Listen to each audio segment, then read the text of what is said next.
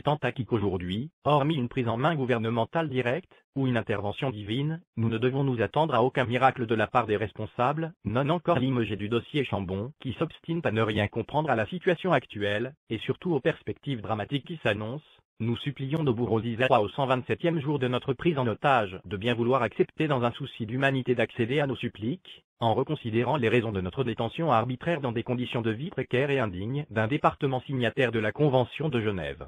De plus, nous réclamons le statut de prisonnier politico-géologique, la possibilité pour nos familles de nous rendre visite sans entrave, l'accès aux soins médicaux, le droit à un enseignement libre, une liberté de circulation, et la possibilité de lire la presse de notre choix. Nous savons du fond de notre cachot qu'en sous-main, la diplomatie française œuvre pour améliorer nos conditions de vie douloureuses. Nous tenons à remercier le CD 05 pour sa campagne humanitaire de promotion de notre vallée, et ses appels à la solidarité haut alpine à destination des villages de la Grave et de Villard-d'Arène.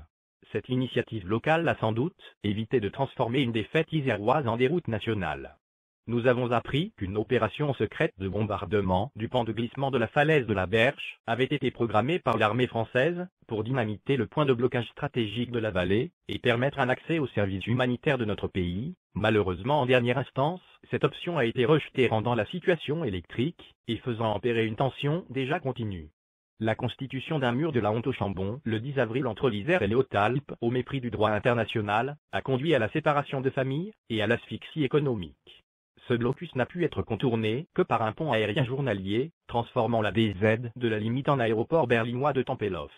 Les Gravarots, tentant de se soustraire à cet embargo illégal, sont aussitôt considérés par les autorités iséroises, et leurs complices haut-alpins heureusement peu nombreux, comme des éléments subversifs et sont de chefs frappés d'indignité départementale. Toute manifestation publique de mécontentement est considérée par les responsables locaux comme une attaque contre les institutions et condamnée sans appel, alors même qu'elle se veut une expression de notre droit inaliénable au respect des principes constitutionnels qui régissent notre vie au sein de la société française.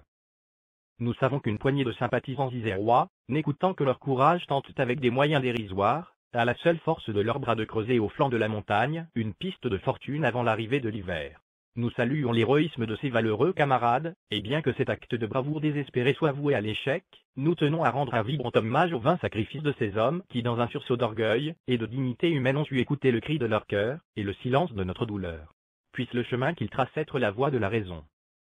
Aujourd'hui, au 127e jour, nos pensées vont vers nos enfants et nos proches restés de l'autre côté du barrage. Nous réitérons notre confiance dans les valeurs de la République et savons que ceux-là même qui faillissent aujourd'hui auront dans un avenir proche à rendre des comptes à leur conscience pour les plus chanceux et à payer pour les erreurs commises pour les plus fautifs.